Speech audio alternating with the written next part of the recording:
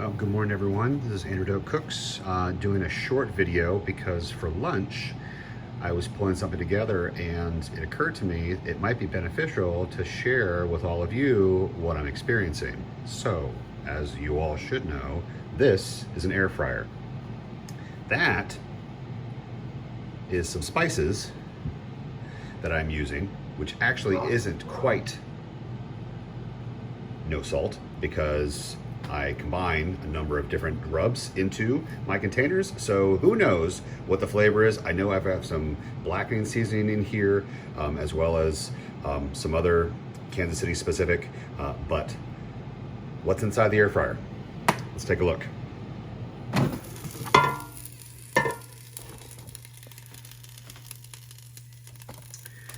Okay, so that is a mass of chicken. I have a flat knife. So it is a frozen mass of chicken. So I want to talk about that for a second. Give me 1 second. When I go to the store and I see that there is a sale on, let's just say, chicken legs, I will buy them and then I will take them and I will stick them in a Ziploc bag and put them in my freezer and keep them for 6 to 8 months. And then I'll come back, and the easiest way that I have found to heat these and cook these, because these are raw when I bought them, is to throw them into my air fryer. Now, notice how much of a crummy job I did, because I just literally took the non-frozen legs, stuck them in a Ziploc bag, tossed them in the freezer, and now they're a frozen mass. So it's a huge giant globula, which is actually cooking at different speeds because I've jammed it all together and frozen all this meat together. So I've got really, really thick areas, and I've got really non-thick areas, and so it's a complete mess.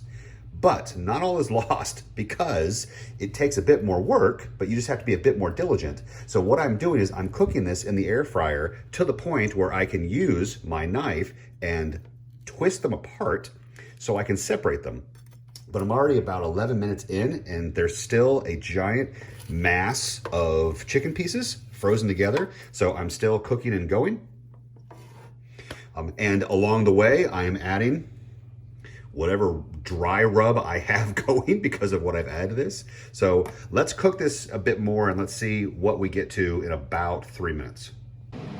So I dug these out of the trash to explain what it was I was actually talking about. So I didn't have a whole lot of Tony's no salt seasoning. It was really low, about that much. But I did have about a quarter of a can of Cajun Choice blackened seasoning, and I had about a quarter cup of Slap Ya Mama.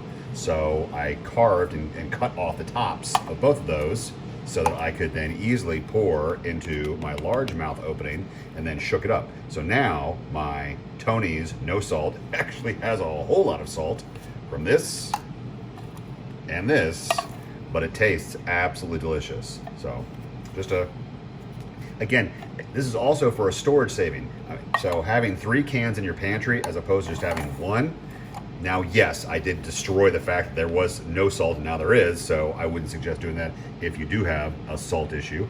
But combining your mixes and some of your spices, combine them together isn't always the worst thing. I have had huge success. So don't just think that you have to keep all of these individuals separate.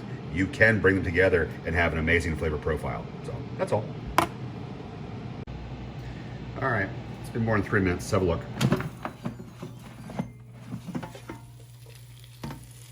Well, still a giant mass.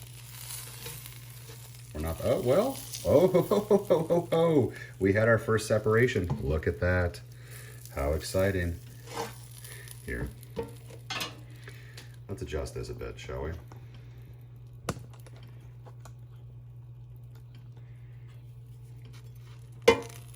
All I'm doing is just introducing my knife into here and just twisting. I'm trying not to break the skin. I'm just trying to pull these guys apart. That's really hot.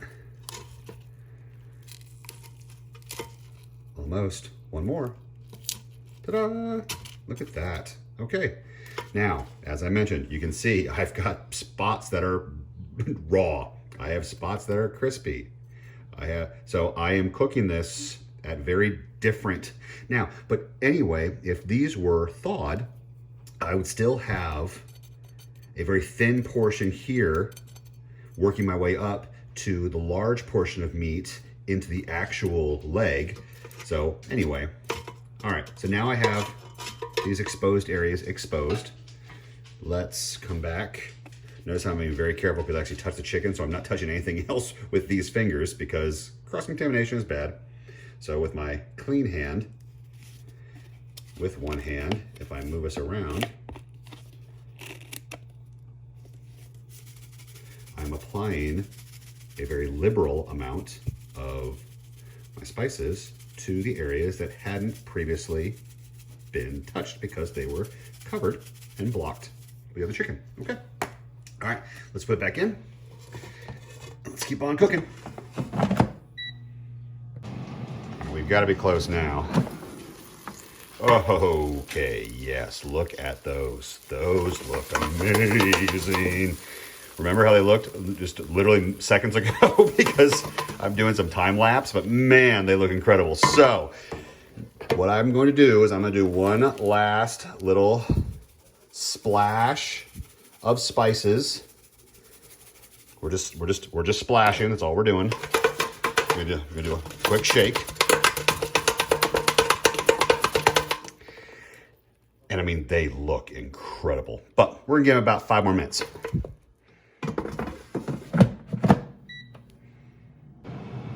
Okay, so I've got a minute left. Remember in my last video about chicken legs, how I showed the meat thermometer? Now you could check. So when I shook the basket off camera, I noticed something that suggested I scoot in a little bit, because as I talked about on the last video, another way to tell if your chicken is done is to cut into it and make sure that it is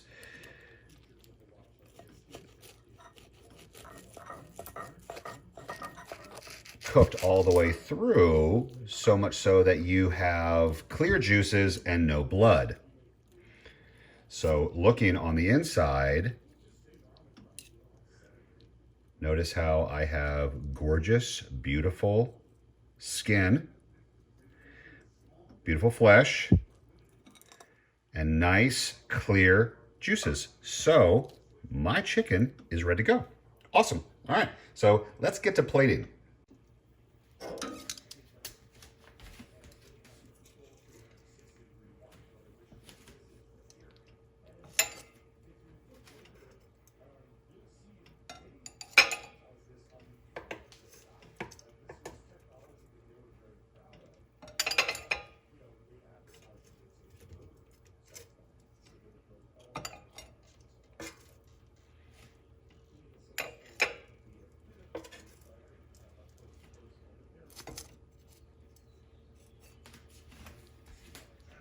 Voila. And then we'll leave the center ramekin for whatever dipping sauce we want to do. I'm going to be using blue cheese because that's the dipping sauce that I love. Again, we've already done a version of this, except this version is starting from frozen.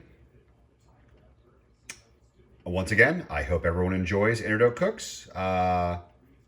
Enjoy. I got a broken fit. I got a